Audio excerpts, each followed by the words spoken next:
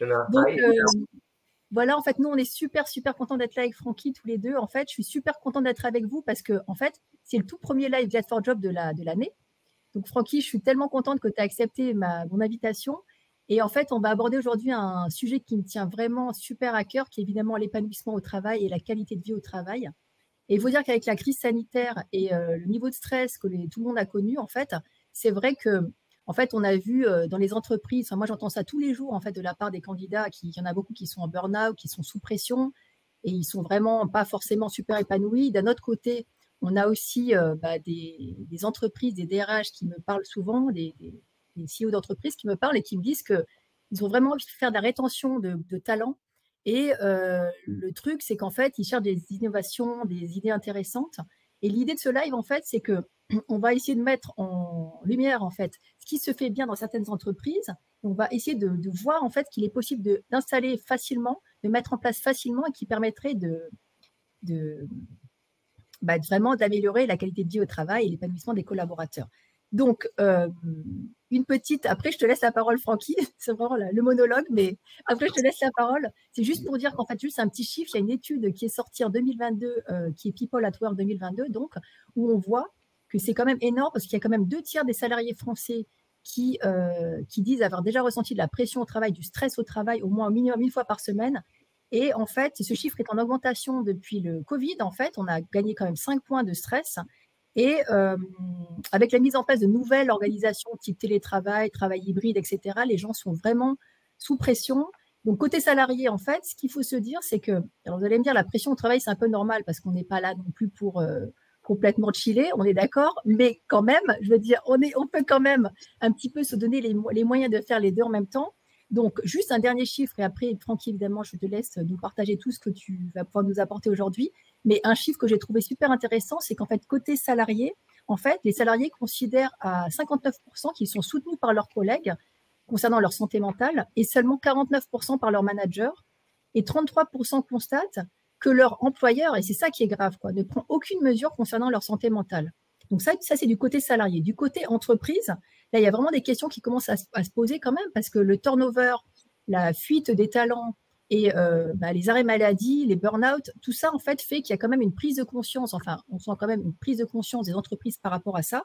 Et on a vu qu'il y a des choses qui ont été mises en place. Et moi, dans l'idée, dans ce live avec Francky, ce qu'on voudrait faire, c'est mettre en valeur déjà ce qui est possible, ce qui se fait de bien dans les entreprises, parce que ce n'est pas inéluctable. Donc, on veut mettre en valeur ce qui se fait de bien. Et tout ça pour dire donc que moi, j'étais en train de me poser ces questions-là avec les candidats et les DRH qui se posaient plein de questions par rapport à cette thématique-là. Et c'est là que je croise Francky, donc au détour d'une application, donc l'application de Caroline Mignot, qui est Richmaker et qui a un vrai bonheur et qu'on en a tous rêvé. Elle a fait cette application. Donc merci Caroline, beaucoup. Donc je me posais ces questions et voilà que je croise donc Francky Isves, ici présent. Et donc merci beaucoup d'être là, Francky, et je te laisse parler. Pardon, je suis très bavarde du coup. Du coup, dis-nous qui tu es surtout et je te laisse te présenter si tu veux bien. Yes, déjà, merci à toi. Ravi de faire ce live avec toi sur une thématique qui me tient à cœur. Alors, pour me présenter rapidement, moi, je suis Francky, j'ai 44 ans, je suis marié et l'heureux papa de 4 filles. Et contrairement à ce que la majorité des personnes pensent, j'ai commencé à méditer avant d'avoir des enfants. Voilà. Alors moi, je suis ce qu'on appelle un slasher, c'est-à-dire que je suis salarié dans une entreprise qui s'appelle Weborama depuis 13 ans. Je suis en charge du BizDev, donc de développer les relations avec des agences médias et des annonceurs. Et à côté de ça, je suis un passionné de méditation depuis 15 ans. Je suis vraiment tombé par hasard dans la méditation et en fait, ça a été une très belle découverte pour moi. Ça m'a fait tout de suite beaucoup de bien, mais dès que j'ai commencé à essayer d'intégrer la méditation dans mon quotidien, en fait, je me suis heurté à ce que la plupart des personnes rencontrent, c'est tout un tas de difficultés, tout un tas d'obligations, des rituels qui au final demandent de méditer tous les jours, à la même heure, au même endroit, en utilisant la même technique. Et au final, moi, ça m'a pas convenu. Donc, j'ai abandonné la méditation. Et c'est que quelques années plus tard que je me suis remis à la méditation suite à un épisode un peu stressant, suite à un changement de job. Et en fait, j'ai tout simplement décidé de me remettre à la méditation, mais à ma façon. Je voulais pas, moi, m'adapter à la méditation. Je suis parti du principe que c'était la méditation qui devait s'adapter à moi. Et donc, j'ai vraiment décidé de casser les codes, comme j'aime bien faire dans tout ce que je fais, et de commencer à méditer à ma façon. Peu importe quand, où, comment, 1 minute, 3 minutes, peu importe la technique, que ce soit une technique basée sur la respiration, sur les sons environnants, sur les sensations corporelles, sur la gratitude, peu importe. Et c'est comme ça que j'ai réussi à intégrer la méditation dans mon quotidien. Voilà. Et en termes de parcours, sur les 8 dernières années, j'ai créé un e-book qui a été Amazon bestseller. J'ai écrit un livre qui s'appelle La méditation sans question-réponse. J'ai développé tout un tas de programmes digitaux en vidéo et autres. Et ce que je développe le plus, ce sont justement des interventions, des workshops en entreprise. Alors auparavant, tous ces workshops se faisaient physiquement dans les locaux. Et puis, comme tu le disais en introduction, Gladys, avec le Covid qui est passé par là, il y a pas mal de choses qui ont changé au niveau des habitudes de travail et ça devient de plus en plus difficile pour une entreprise, en tout cas pour une grande entreprise, d'organiser quelque chose physiquement dans un lieu où on va rassembler tout le monde. Et donc, au final, maintenant, il y a beaucoup de choses qui se font en visio et qui vont même se faire dans le métaverse. Mais ça, j'en dis pas trop, on en parlera un petit peu. Ah ouais, tu vas me raconter ça parce que c'est un truc hallucinant. C'est que je me suis dit, enfin, je sais pas, moi qui ne, enfin, j'avoue, je ne médite pas. En tout cas, je suis sûre que je vais à la fin du live, je vais tout apprendre et continuer à. Enfin, c'est facile. Moi, j'ai un peu accès à toi, donc c'est facile. Je vais pouvoir avoir des conseils, je suppose. Mais en tout cas, ouais, non, c'est vrai que c'est hallucinant parce qu'en fait, quand on pense méditation, on pense plutôt vie monacale, retraite dans un endroit très joli, exotique, mais on pense pas du tout. Enfin, on se dit, est-ce que c'est pas un peu, disons, exotique et un peu pas forcément adapté au monde de l'entreprise. Et c'est vrai que, alors le métaverse encore moins, on se dit c'est quoi le rapport là? C'est-à-dire que, voilà, donc vraiment là, tu nous abordes un sujet qui me passionne personnellement parce que c'est vrai que on voit pas de rapport entre les deux en tout cas. Tout Et à fait. du coup, en fait, toi, en fait, ta mission, en fait, c'est quoi ta mission pour toi? Quand tu t'es dit, bon, je vais faire de la méditation, déjà pour toi-même, tu as un bénéfice, évidemment, mais Ouais. qu'est-ce que quel impact en fait tu souhaites avoir avec cette introduction de la méditation en entreprise? J'aimerais avoir le même impact que moi j'ai pu constater sur mon quotidien en fait. C'est-à-dire que moi, ça a été l'élément déclenchant, ça a été vraiment une charge mentale trop importante dans un job que je venais de prendre, dans un secteur que je ne connaissais pas. Et donc, du coup, pour compenser, entre guillemets, mes lacunes et mon manque de connaissance du milieu, le seul moyen que j'ai trouvé pour compenser, c'est de travailler plus. Et donc, le fait de travailler des 10, 12, 14, 16 heures par jour parfois, je me suis dit, là, Francky, tu vas pas tenir dans la durée, il faut que tu trouves une solution. Et c'est là que je me suis rappelé que j'avais découvert la méditation, mais qu'à cette époque-là, ça ne m'avait pas convenu. Donc du coup, moi, ma mission, j'aime bien dire que je plante des graines de méditation dans l'esprit des collaborateurs que je rencontre dans les entreprises. Ma mission, c'est clairement de casser les codes, de montrer que, comme tu le disais, il n'y a pas besoin de se mettre en fleur de lotus, de se raser le crâne. Il n'y a pas besoin d'être une femme végane qui mange du boulgour. On est vraiment toutes et tous capables de Ça me méditer. rassure. Pardon. Ah, moi, Me concernant, ça me rassure. je suis l'opposé de la personne qu'on s'imagine quand on utilise le terme méditation. Moi, je suis quelqu'un d'hyper speed, je fais de la boxe, je dors très très peu, je suis pas quelqu'un de particulièrement zen, j'adore faire beaucoup beaucoup de choses. Et donc, du coup, moi, mon rôle, c'est déjà avant tout d'expliquer et de faire comprendre qu'il n'y a pas besoin d'avoir de super pouvoir pour méditer, qu'il n'y a pas besoin non plus de prendre une demi-journée, 20 minutes ou 30 minutes pour méditer. Ça se fait vraiment en quelques minutes et ça peut se faire n'importe où, n'importe comment. Voilà, il y a plein de façons de méditer. Moi, je suis tellement excité sur le sujet que j'ai suivi 8 certifications différentes de méditation. J'ai Waouh. été formé à transmettre plus de 200 techniques.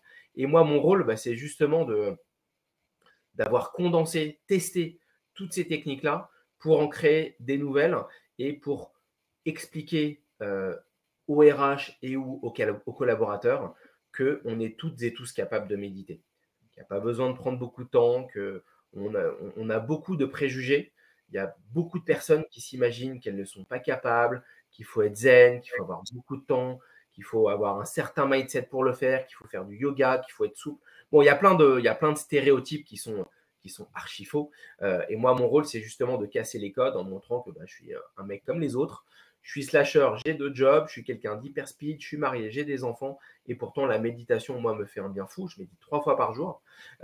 Et donc, moi, mon rôle, c'est voilà, de vulgariser la méditation et de prouver aux RH et aux collaborateurs que c'est quelque chose qui fait vraiment beaucoup de bien. Ok, d'accord, cool.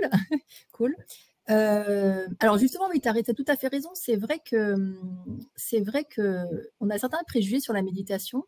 C'est que déjà, on se demande si elle est vraiment adaptée au monde du travail. Parce que c'est vrai que souvent, en fait, quand on pense à méditation, on pense à un moment de retraite, dans le sens on se retire du monde. C'est le cas, c'est le sujet d'actu, mais enfin, qu'on se retire du monde. Et on se demande si quand on est dans un environnement d'entreprise, ça a vraiment sa place parce que paradoxalement, on se dit, bon, on n'a pas le temps pour ça, on n'a pas le temps pour être dans autre chose que de la performance. Et donc, on se dit même, est-ce que même la méditation, c'est pas un sujet qui est, si tu veux, intime, je dirais, personnel, et qu'il n'est pas forcément, tu vois, on voit pas le rapport avec l'entreprise, quoi. Est-ce que c'est l'entreprise qui doit gérer ce genre d'initiative ou non? Enfin, qu'est-ce que tu en penses? C'est une vraie question et je pense qu'il n'y a pas de vérité. Effectivement, à la base, la méditation, c'est plutôt quelque chose de très personnel.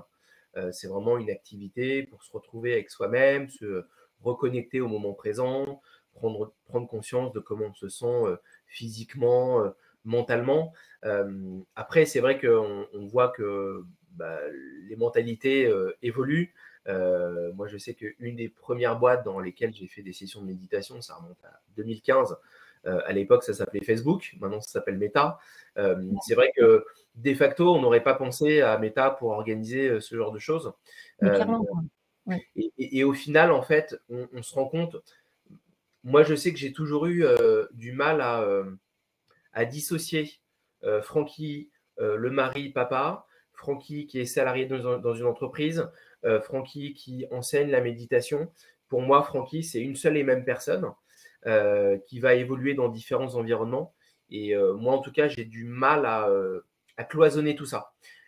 Et donc, pour moi, ça me semble pertinent et je vois effectivement, parce que ça fait sur les 8 dernières années, j'ai accompagné une cinquantaine de groupes sur cette thématique-là. Je me rends compte que c'est une thématique qui est de plus en plus comprise parce que faut aussi savoir de quoi on parle. Hein, quand on parle méditation, si effectivement on met tout de suite la thématique dans une thématique spiritualité, religion ou je ne sais quoi, c'est certain que ça peut être un peu touchy en entreprise d'aller venir sur ce terrain qui pourrait être glissant. Mais en fait, tout dépend comment c'est présenté. Je me rends compte quand même que les entreprises ont énormément évolué sur les dernières années. Il y a 8 ans, on me prenait pour un illuminé quand je parlais de méditation d'entreprise. Maintenant, c'est devenu naturel en 2023.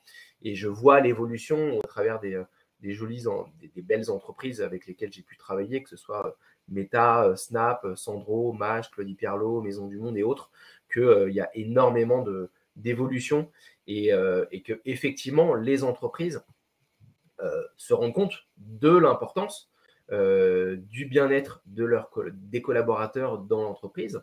Alors, il y a certaines entreprises qui vont mettre en place des initiatives plutôt pour travailler leur marque employeur et qui, entre guillemets, s'en foutent un peu des collaborateurs, hein, je ne devrais pas le dire, mais qui font ça plutôt pour s'acheter une bonne image et pour se dire, ok, si ça peut m'aider à avoir moins de stress chez mes collaborateurs, moins de turnover, moins de burn-out, c'est cool, et puis bon, tant pis. Et puis après, il y a vraiment des entreprises qui ont à cœur de le faire vraiment pour le bien-être des collaborateurs. Et effectivement, c'est un cercle vertueux parce que généralement, les collaborateurs le rendent bien quand ils se rendent compte que l'entreprise le met en place pour des bonnes raisons. Du coup, c'est clairement win-win. D'accord, ok.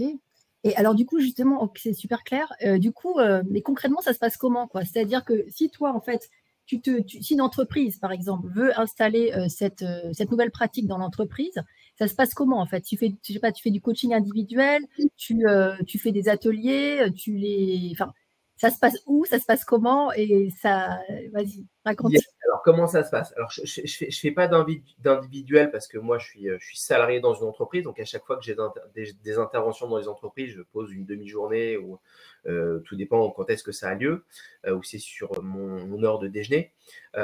L'idée, c'est quoi? C'est de déjà commencer par ce que j'appelle un atelier d'initiation, un workshop, une masterclass. Bon, il y a plein d'appellations qu'on peut donner. C'est quelque chose qui va durer entre 30 minutes et 1 heure, qu'on peut faire dans les locaux de l'entreprise ou en visio.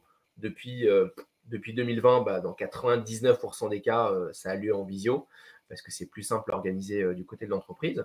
Et l'idée, c'est qu'on se met tout simplement derrière un visio, quel qu'il soit, et je vais déjà expliquer rapidement mon parcours, comment moi je suis tombé dans la méditation par hasard alors que je m'y attendais vraiment pas. Et moi-même, le premier, je me suis dit, mais la méditation, je suis tellement speed, mais c'est pas fait pour moi. Mais comme c'est un conseil qui m'avait été donné par l'un de mes mentors il y a 15 ans aux États-Unis, en qui j'ai une entière confiance et qui me connaissait, je lui ai fait confiance et j'ai décidé de tester la méditation. Donc en gros, l'idée, c'est déjà de réussir à organiser, de trouver un créneau de 30 minutes à 1 heure pour pouvoir se poser avec 10, 20, 50, 100, 300 collaborateurs et déjà expliquer comment moi je suis tombé dans la méditation, parce qu'il y a un côté qui est un peu rassurant, vu qu'il y a beaucoup de clichés.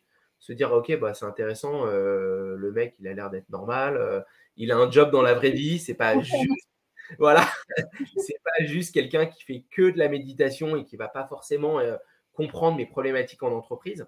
Et l'idée, c'est que dans le cadre de cet atelier qu'on organise, on médite. Donc, je fais méditer l'audience. Ensuite, on partage. Donc, on partage du feedback, questions-réponses à la fin. Et puis, si c'est quelque chose qui a plu aux collaborateurs et qui a plu à l'entreprise, et à ce moment-là, on peut évoquer le fait de mettre en place des sessions, je sais pas, 2 sessions par mois ou 1 session par mois, et ou mettre à disposition des contenus digitaux au travers de tout ce que j'ai pu créer sur les 8 dernières années. Mais oui, parce que alors justement, ouais, d'accord, super. Mais ce que je trouve hallucinant, c'est que donc tu peux faire donc des ateliers en présentiel à la demande, en fait, si je comprends bien. Et alors, du coup, en parlant de contenus digitaux, alors moi, il y a un truc qui m'a fait halluciner, c'est qu'un jour, je suis sur YouTube et j'ai vu une démo de ton métaverse de méditation. Je me suis dit, mais le gars, il a vraiment, pardon, fumé la moquette. Je me suis dit, mais c'est quoi le rapport entre les deux? Et surtout, non, mais au-delà de la boutade, je me suis dit, mais c'est génial, quoi, parce qu'en fait, j'aurais pas fait le lien. Et du coup, vas-y, explique-moi le métaverse avec tout ce que on sait que ça va apporter comme révolution dans la formation, au niveau des entreprises, dans l'onboarding, au niveau du recrutement, au niveau du coaching. On sait que ça va être un truc de malade. Mais alors toi, tu es carrément en mode j'ai 15 ans d'avance sur la Terre entière. Je suis allée sur Mars et je suis revenue. Et du coup, toi, tu as déjà ton méditaverse, quoi. Genre. Exactement. Ouais, tout à fait. C'est ça. C'est vrai que je ne l'ai pas dit en introduction, mais j'aime beaucoup la techno. Moi, la techno, c'est quelque chose qui m'anime depuis toujours. Et il y a beaucoup de choses qui sont vraiment hyper intéressantes pour gagner en productivité, pour toucher de nouvelles audiences. Et ça fait 2 ans que moi, je regarde la thématique métaverse, NFT et autres. Et j'ai commencé à créer des bureaux virtuels, notamment avec une boîte qui s'appelle Lemlist, qui avait créé un métaverse qui s'appelle Lemverse, qui permettait d'avoir des petits bureaux en 2 dimensions. J'ai également créé des bureaux virtuels, notamment avec Work Adventure, avec qui je suis devenu ami notamment. Et l'idée, c'était d'avoir des bureaux dans lesquels en fait des personnes pouvaient se connecter et avoir des expériences de méditation dans un métaverse en 2 dimensions. Donc, c'est des petits personnages un petit peu à la Zelda. Et l'idée, c'est quoi? C'était de pouvoir consommer du contenu qui après était hébergé sur ma plateforme de cours. Donc, moi, tout ce que je crée, tous les livres, tous les e-books, toutes les formations en vidéo et autres, tout est hébergé sur une plateforme qui s'appelle Podia. Et donc, le principe, c'est qu'à partir de ce mini métaverse-là, les personnes qui passaient par là pouvaient consulter gratuitement du contenu qui était hébergé sur mon Podia. Et les personnes qui souhaitaient aller plus loin pouvaient acheter des mini-produits, des mini-formations et ou organiser des lives dedans. On a d'ailleurs, en décembre, avec Work Adventure, on a organisé une session de méditation pour l'ensemble des collaborateurs de Work Adventure, dans Work Adventure, qui est un métaverse, qui est voilà. Et ensuite, moi, il y a différentes formes de métaverse. Il y a effectivement ces métaverses 2D qui sont plutôt des bureaux virtuels ou des lieux pour organiser des events. Et puis après, tu as des métaverses 3D type The Sandbox, Meta, Decentraland ou autres. En fait, j'ai tout simplement eu la chance d'avoir un très bon ami à moi qui a créé une boîte de métaverse. Et donc, du coup, ça semblait être une évidence pour lui comme pour moi de créer un espace de métaverse un espace de méditation pardon, dans le métaverse que j'ai appelé Meditaverse. Ça me semblait évident également en termes de naming. Excellent, excellent la punchline, excellent le nom. Voilà. Et donc en fait, l'idée, c'est que c'est au travers d'un lien que je partage, les personnes vont pouvoir se connecter en web. Il n'y a pas besoin d'avoir un ordinateur de gamer. C'est tout simplement un navigateur. Et lorsque vous arrivez sur ce navigateur-là, en fait, par défaut, on va vous proposer un avatar standard en 3 dimensions. Si vous avez envie de passer une demi-heure, 3/4 d'heure à le customiser, à mettre un casque, à mettre des Jordan ou mettre ce que vous voulez, vous pouvez le faire. Sinon, vous arrivez directement dans mon expérience de Meditaverse et vous êtes dans un espace dans lequel vous rentrez. Vous allez avoir une vidéo de bienvenue de ma part. Donc, je vais vous parler en disant bienvenue dans Meditaverse. Et après, en fait, il y a tout simplement tout un tas de contenus en 3 dimensions qui sont mis à disposition. Donc, on a mis en place sous forme de petites étagères avec les bases de la méditation, les secrets de la méditation. Et en fait, on se connecte au travers de cet espace-là. On a un petit avatar de nous-mêmes. On se déplace en 3D avec les 4 touches du clavier. Et puis, on clique sur ce qui nous intéresse. Et à chaque fois, ce qui nous intéresse, est ouvert dans un nouvel onglet. Et on va tout simplement consommer du contenu. Et en fait, ce qui est assez intéressant, notamment, la question que tu posais, c'était comment est-ce qu'on va connecter ça avec le monde de l'entreprise. Tu as raison, les entreprises, elles peuvent avoir envie justement d'avoir un espace dans le métaverse pour pouvoir dire à leurs collaborateurs, vous voulez prendre soin de vous, n'hésitez pas, allez sur notre métaverse. Vous avez un corner avec tout un tas de conseils de méditation, de vidéos de méditation qui sont proposées par Francky. Après, les entreprises peuvent aussi également avoir envie d'utiliser ça pour des logiques plutôt RH, pour aller faire de l'onboarding de collaborateurs et ou pour aller organiser des events. Moi, par exemple, je travaille avec un groupe international qui s'appelle Dentsu, qui est un groupe dans le monde des médias. Chez eux, ils organisent ce qu'ils appellent le Zenday. Donc, il y a plusieurs Zenday qui sont organisés par an. Et en fait, dans leurs locaux, ils font venir différents experts, différentes spécialités. Donc, il va y avoir des masseurs. Moi, j'interviens sur la thématique méditation. Ils peuvent faire venir des gens de la sophrologie ou d'autres choses. Je pense également à Yahoo, avec qui on discute actuellement et qui, eux, ils ont ce qui s'appelle le Health Day. Le Health Day, c'est à la fois quelque chose qui est dans les locaux, quelque chose de physique, mais à la fois quelque chose de digital, parce que chez Yahoo, c'est important pour eux, et j'en profite pour faire un petit coucou à Claire Michel, qui dirige Yahoo en France, parce que c'est important pour elle et pour Yahoo que tous les collaborateurs puissent être logés à la même enseigne. Il y a des personnes qui sont en télétravail, qui sont potentiellement dans d'autres pays et qui ont la chance quand même de pouvoir travailler pour Yahoo en France ou autre. Et l'idée, c'est que pour des questions d'équité, les collaborateurs vont pouvoir avoir des expériences et des initiatives qui soient localement dans les bureaux parisiens ou qui soient à distance. Et donc, du coup, c'est génial de voir ce type d'initiatives qui se démocratisent. Et sur la partie, pour terminer sur la partie Meditaverse, mon métaverse notamment est sur 2 étages. Et en fait, le premier étage, c'est un étage immersif en fait, où on va tout simplement pouvoir pratiquer la méditation en live au travers d'exercices en 3 dimensions qui vous donnent des instructions donc visuelles et vous êtes guidé par ma voix parce que c'est quelque chose qui est enregistré. Et dernière chose, on a la possibilité également de faire, donc comme je le disais en introduction, des visios pour faire des workshops de méditation. Et on peut également se servir du métaverse pour faire une session de méditation en live dans le métaverse.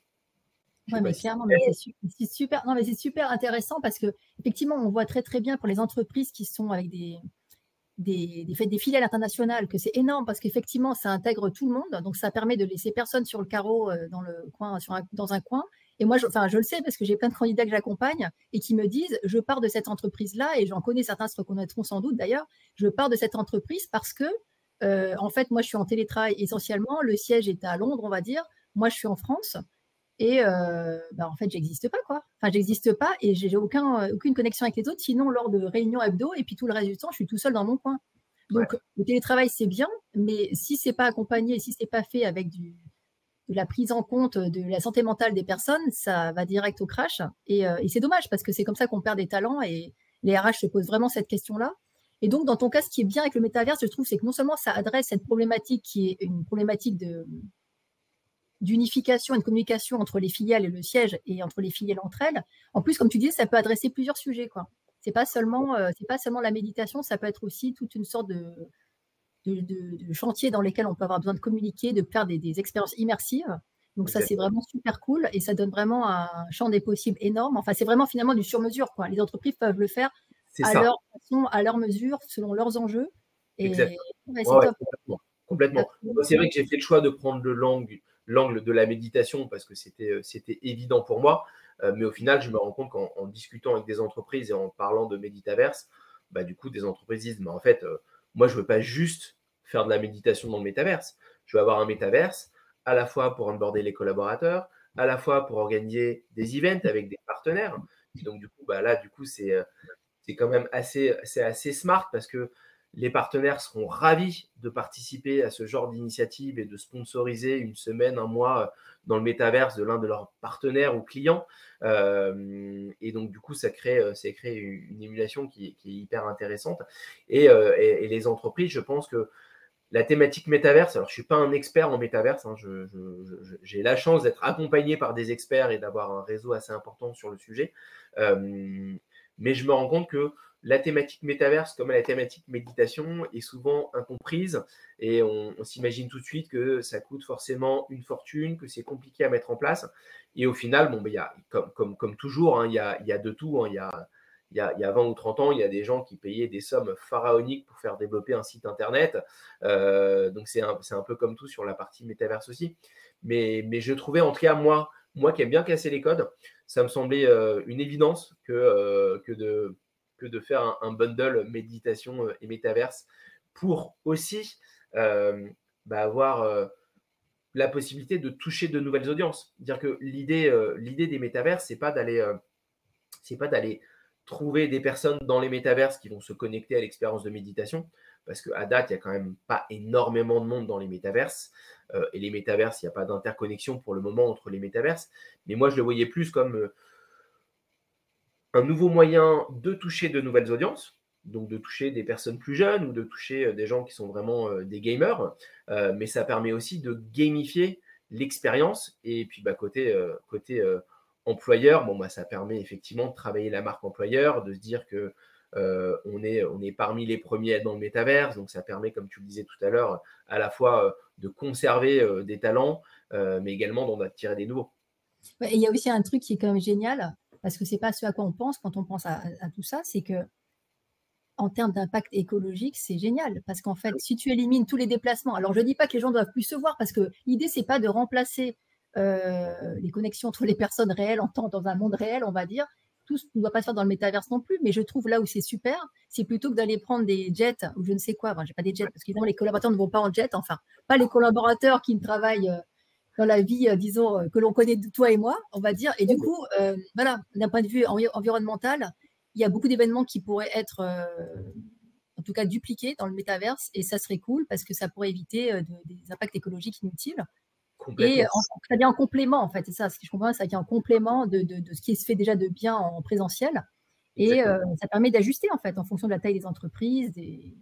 Tout à fait, complètement. Et moi, je me suis rendu compte récemment en discutant avec des boîtes qu'ils sont en train de se poser la question d'annuler un event in real life pour justement tout l'impact qu'il peut y avoir, parce que organiser un event in real life, effectivement, il y a des gens qui vont se déplacer en train, en avion, être sur un salon, ça consomme de l'électricité. Voilà, il y a tout ce qui est associé à l'event en lui-même.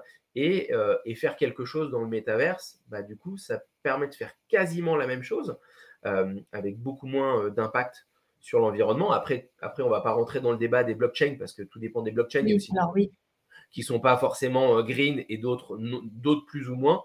Mais c'est certain qu'il y a un double impact. Il y a à la fois un impact sur le côté environnemental et il y a un impact sur le fait de renouer, de reconnecter d'une façon un peu différente, qui est un petit peu différente d'une connexion qu'on peut avoir derrière un visio, en fait.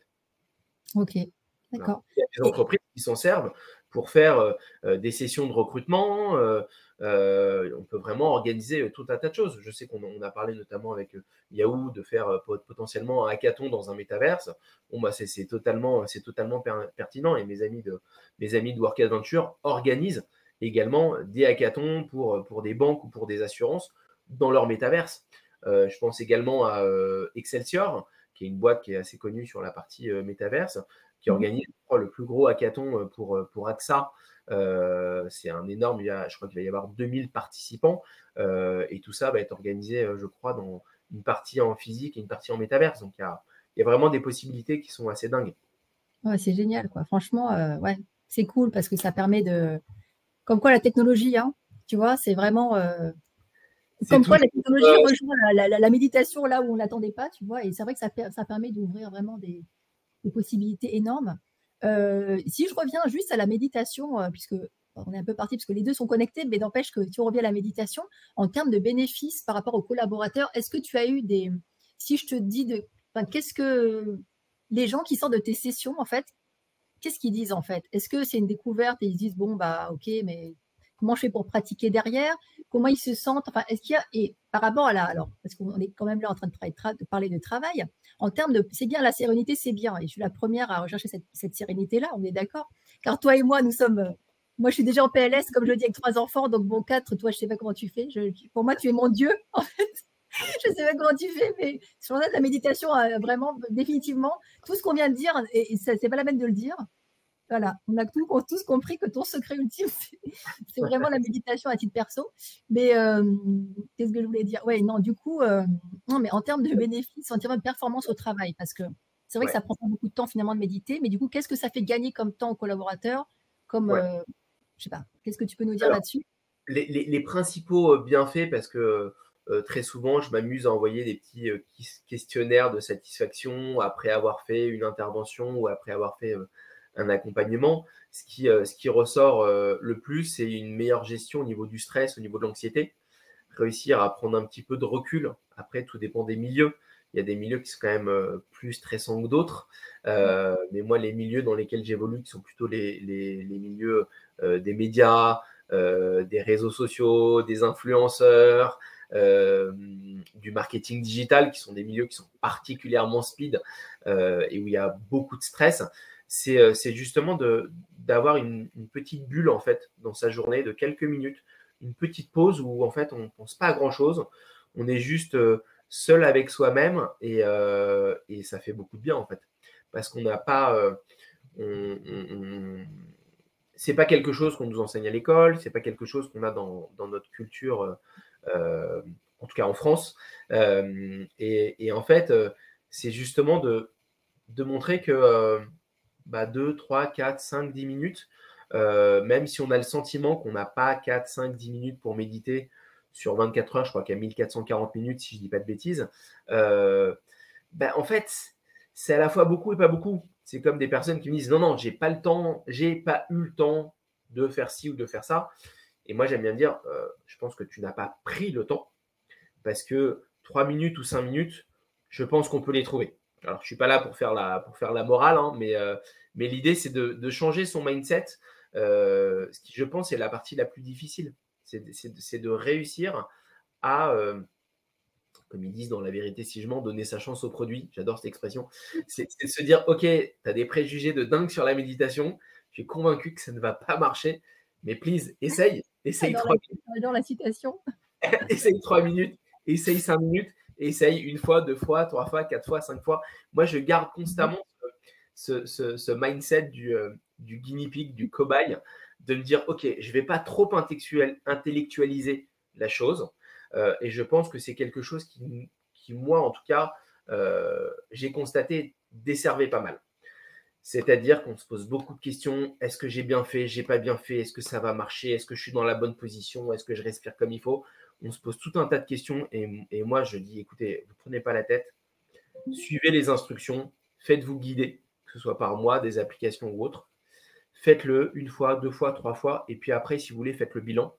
Ne commencez pas en ayant des atteintes de dingue. Vous n'allez pas atteindre le nirvana et vous n'allez pas vous retrouver en lévitation tout de suite. Il y a des personnes qui très vite vont embarquer et vont partir sur une autre planète, mais ça reste assez exotique, les personnes qui vraiment partent direct. Il faut juste se dire que c'est prouvé scientifiquement. Il y a des milliers d'études scientifiques, d'études cliniques qui ont été réalisées et qui ont recensé plus de 70 bienfaits. Je ne vais pas vous lister les 70, sinon le live il va durer 2h12. Mais en tout cas, les 3 principaux bienfaits, c'est effectivement gestion du stress et de l'anxiété. Ça, c'est indéniable. C'est aussi améliorer ses capacités de concentration, éviter la distraction et rentrer plus facilement en deep work. Ça, c'est quelque chose qui est important en entreprise aussi, parce que selon la configuration des entreprises, quand on est dans des open space et qu'on entend des personnes qui passent des coups de téléphone ou autre, bah, c'est pas évident de s'y mettre. Et d'ailleurs, je vais faire une petite parenthèse. Moi, j'ai découvert ça il y a une vingtaine d'années. Je faisais un stage dans une entreprise en tant que commercial et je devais décrocher mon téléphone. À l'époque, tout se faisait par téléphone. Et donc, du coup, Antoine. passer mes journées à passer des coups de téléphone. Voilà. Oui, bonjour, Francky Sfez, société Intel, truc. Et en fait, c'est quelque chose qui est déjà demande un niveau de concentration assez dingue. Et j'étais dans un environnement qui était assez bruyant et j'étais assez impressionné parce qu'à 3 mètres de moi, j'avais le DG de cette boîte-là. C'était une petite boîte, on était 7, qui parlait hyper fort, qui était brillantissime, qui avait fait HEC, ponts et chaussées et je sais pas quoi. Et je me disais, mais ça se trouve, il est en train de m'écouter et je suis nul à chier quand je fais mes appels. Donc en plus de ça, moi, ça me flinguait mon mindset. Et donc en fait, il m'est venu une idée de génie, ça m'arrive, c'est rare, mais ça m'arrive, de mettre de la musique dans une oreille et de l'autre, je passais mes coups de téléphone. Et donc, dans une bulle, j'étais dans une bulle. À l'époque, j'écoutais du Henri Salvador, Chambre avec vue. Donc en plus de ça, j'entendais le bruit de l'eau et je passais mes coups de téléphone et ça a été révolutionnaire pour moi. Et donc l'idée, c'est que la méditation peut aider notamment sur améliorer ses capacités de concentration, réussir à se mettre dans un mindset alors qu'on est dans un environnement qui peut potentiellement être un peu bruyant ou impressionnant pour des raisons X ou Y. Et il y a le troisième point qui est assez intéressant et qui, moi, me parle beaucoup, c'est découvrir ce qu'on appelle le lâcher-prise. Alors, le lâcher-prise, c'est quoi? C'est s'accepter soi-même, accepter les autres et accepter des situations qu'on ne peut pas changer. Et je pense qu'on a toutes et tous dans nos environnements, que ce soit personnel ou professionnel, des personnes avec lesquelles, sur une thématique donnée, on n'est jamais d'accord. Quel que soit le sujet, ça peut être l'éducation des enfants, ça peut être l'utilisation d'un outil, ça peut être je ne sais quoi, et se dire, OK, je vais me retrouver en présence de cette personne-là, on va parler de ce thème-là, et on va se prendre la tête, parce que cette personne pense blanc, et moi je pense noir. Et dans ce genre de situation, il y a quelque chose qui s'appelle l'ego, qui est là et qui fout généralement un peu le bordel, parce qu'on veut forcément avoir raison, quoi qu'il arrive. Et donc, ça peut créer des situations un peu délicates. Et moi, je sais que c'est quelque chose qui m'aide au quotidien, parce qu'à la maison, à 6, les dîners, ça parle fort, hein, parce qu'on a… Pas du tout de quoi tu veux parler, non, moi, c'est tout super zen chez moi. Ah ouais? Je gère à mort, quoi, voilà. Tu m'apprendras alors. Tu m'apprendras parce que moi, le soir… T'as tout foiré, c'est tout. Ah ouais, écoute, tu m'expliqueras, parce que le soir, moi, c'est partie de ping-pong. Je n'y arrive pas non plus, j'avoue. Et voilà, et donc l'idée, c'est de se dire, OK, je sais que j'arrive sur un terrain glissant avec telle personne ou dans tel contexte, on n'est pas d'accord. Bon, OK. Si le sujet fait surface, on se dit, OK, c'est pas grave, on n'est pas d'accord sur ce sujet, tu ne changeras pas d'avis, je ne changerai pas d'avis, et on passe à autre chose. Voilà les 3 principaux bienfaits. Donc, c'est stress, concentration et lâcher prise. Et puis après, il y a un quatrième qui, je pense, est quand même assez intéressant. C'est notamment le sommeil, parce que le sommeil, c'est vital. Alors, je suis à la fois mal placé et bien placé pour en parler, parce que moi, je déteste dormir et je dors que 4-5 heures par nuit. Mais je compense parce que je médite 3 fois par jour. Mais il y a des techniques qui sont radicales pour s'endormir lorsqu'on a des problématiques de sommeil grâce à la méditation. Alors, l'idée, c'est pas de faire une sieste de 2 heures au bureau, sinon après, on va avoir des problèmes avec les RH. Ça va être dur à gérer ça. Voilà. C'est bon. Non, mais je comprends ce que tu veux dire. C'est qu'en fait, c'est vraiment un cercle vertueux. Parce qu'en fait, comme tu disais, on est toujours la même personne finalement, qu'on soit à la maison. Enfin, en tout cas, c'est ma conviction aussi, à la maison, au travail. On a beau avoir des rôles, on reste toujours la même personne finalement. Et oui, effectivement, le fait de mieux dormir, le fait d'être plus concentré, on perd moins de temps, on est moins énervé. On peut mieux gérer les conflits avec les personnes en se disant qu'après tout, le conflit fait partie de la vie aussi. Ouais, c'est bien, c'est OK aussi comme ça. Et du coup, oui, c'est un cercle vertueux parce que finalement, tout le monde y gagne. Individuellement, on y gagne. Collectivement, on y gagne. Et c'est vrai que ce que je trouve génial dans la méditation telle que tu l'as décrite, et du coup, je vais méditer. Non, mais franchement, je vais m'y mettre parce que là, je me suis auto-convaincue dans mon live, le truc de fou. Non, mais vraiment, j'ai fait exprès aussi de ne pas avoir trop d'a priori parce que justement, je ne suis pas une pratiquante à la base. Donc c'est encore mieux, je trouve. J'ai un œil assez neuf sur le sujet. Donc, ce que je voulais dire, c'était que ouais, on gagne comment dire, collectivement, individuellement. Et non, voilà, ce que j'adore, j'allais dire, voilà, c'est ça, c'est qu'en fait, c'est actionnable par tout le monde. C'est-à-dire que tu vois, qui que tu sois, quels que soient tes moyens, quelle que soit ton origine, enfin tout, enfin, tu vois, c'est complètement universel. Et c'est merveilleux parce que tu peux le pratiquer partout, qui que tu sois, quelle que soit ta problématique, et c'est toujours bénéfique à ce que je comprends. Donc, c'est exactement. hyper démocratique, quoi. Ouais, c'est exactement ça. Il y a pas de. Alors, il y a effectivement des courants de méditation qui sont religieux, hein. Mais moi, tel que je l'enseigne, tel que je transmets la méditation, je la transmets, pardon, c'est vraiment dénoué de tout, de rien en fait. L'idée, c'est un outil. Pour moi, la méditation, c'est un outil comme un autre. Et l'idée, c'est on met en application telle ou telle technique, on le fait, et puis c'est aussi simple que ça. Et ce qui est assez intéressant pour reboucler sur ce qu'on disait juste avant, c'est que ce qui est hyper encourageant, c'est qu'on a vu apparaître il y a quelques années des initiatives dans le milieu professionnel, avec notamment la création de la semaine de la QVT, donc QVT qui veut dire qualité de vie au travail, pour les personnes qui ne connaissent pas. Et ça, je trouve que c'est un signal fort, comme quoi les entreprises, effectivement, commencent. Je ne suis pas en train de dire que les entreprises doivent forcément prendre comme obligation d'aider les collaborateurs à être heureux, à se sentir bien. Je pense que c'est important, mais je n'ai pas envie d'aller sur ce type de débat-là. Chaque boîte, comme elle le sent, la semaine de la QVT n'est pas quelque chose d'obligatoire. Ce n'est pas comme un jour chômé où on n'a pas le droit de travailler. Il y a une semaine au mois de juin qui a lieu tous les ans. Je ne sais pas depuis combien d'années ça existe. Et où en fait, généralement, les entreprises profitent de cette semaine pour mettre en place des initiatives autour du bien-être pour les collaborateurs. Voilà. Oui, absolument. Voilà, c'est ça. La méditation, c'est une solution parmi d'autres qui peut être innovante, mais c'est pas forcément. Enfin, il n'y a pas d'injonction là-dedans. Et c'est vrai que c'est bien de le découvrir parce qu'on voit pas toujours le rapport. Et c'est intéressant, je trouve, d'avoir d'autres approches. Et ça peut donner des pistes pour d'autres choses d'ailleurs. C'est bien. Enfin, je veux dire, c'est pas chaque entreprise. Enfin, je pense que les DRH sont tout à fait à même de savoir ce qu'il faut faire de bien pour leurs collaborateurs. En tout cas, moi, j'en connais plein qui s'y efforcent. Bon, c'est des êtres humains, ils sont pas toujours parfaits, mais en tout cas, ils s'y efforcent, à ce que je sache. Voilà. Donc, voilà. Après, si ça peut donner des idées et créer des initiatives ou des tests, ça peut être voilà, une bonne idée, en fait, tout simplement. Alors moi, j'ai Antoine Paulin qui m'a dit qu'on va l'éviter comme le professeur Tournesol. Donc, tu vois. Eh bien, Antoine, envoie-nous une photo quand tu médites parce que ça m'intéresse. Voilà. Je veux cette photo, Antoine. Oh là là, je te jure. Donc, écoute, en fait, on est tellement bavards, en fait. Tu vois, regarde, on est tellement bavards, on raconte tellement de choses que ils sont tous partis méditer. En fait, ils sont partis en méditation. Perdu. Et effectivement, Mathieu, je suis assez d'accord avec toi. Pour moi, c'est vraiment un état d'esprit, la méditation. C'est pas forcément quelque chose. Alors oui, c'est quelque chose qu'on pratique, mais je pense que quand on commence à goûter à la méditation, on a notre esprit qui est façonné de façon un petit peu différente. Et il y a pas mal de situations qu'on voit différemment. Donc, je suis très d'accord avec toi, Mathieu. D'ailleurs, moi, je trouve que, tu vois, ça devrait même être enseigné dans les écoles parce que oui, dès l'école, il y a pas mal de pression, tu vois, sur les enfants quand même, je trouve déjà.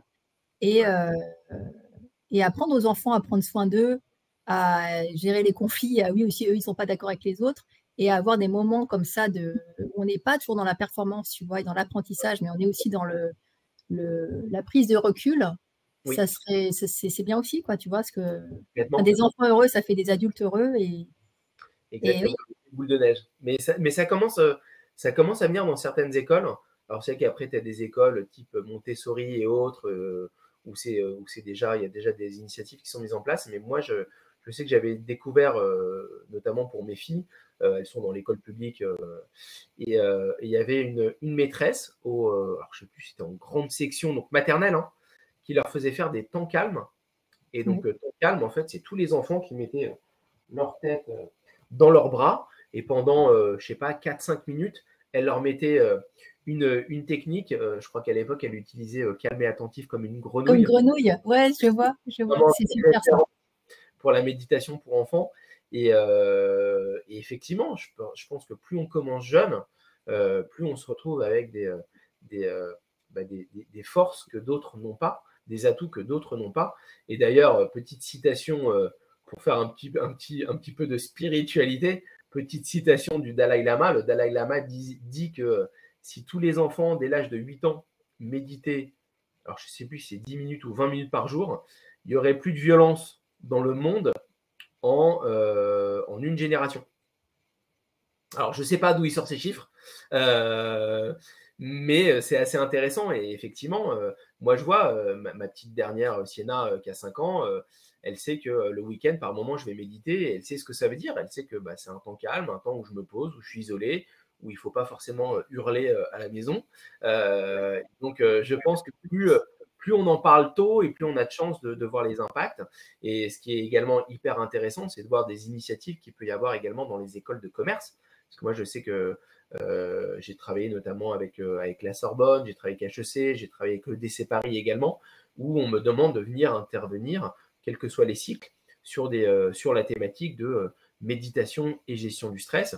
Et même dans les écoles de médecine, il y a des écoles de médecine qui intègrent des modules autour de la méditation, parce que c'est vrai que c'est quelque chose, à la base, on voit ça quelque chose comme religieux, spirituel, et l'un des premiers justement à avoir cassé ce côté religieux et spirituel, c'est notamment le professeur John Kabat-Zinn aux États-Unis, donc qui est un Américain, qui est bouddhiste à titre personnel, et qui a décidé de créer un programme autour de la gestion du stress en se servant de techniques de méditation bouddhiste, mais en retirant tout le côté bouddhiste pour en faire quelque chose de très effectif.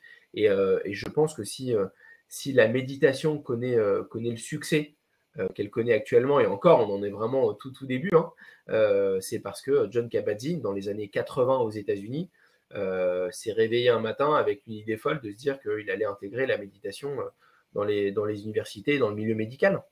Et que voilà, il s'est passé une quarantaine d'années. Et puis après, il y a d'autres initiatives comme Christophe André qui a intégré ça dans le milieu psychologique, à Sainte-Anne ou autre. Et il y en a un petit peu partout. Donc, plus on verra de la méditation dans différents milieux, que ce soit médical, en entreprise, à l'école, et plus ça deviendra naturel de pratiquer et de tester, quoi.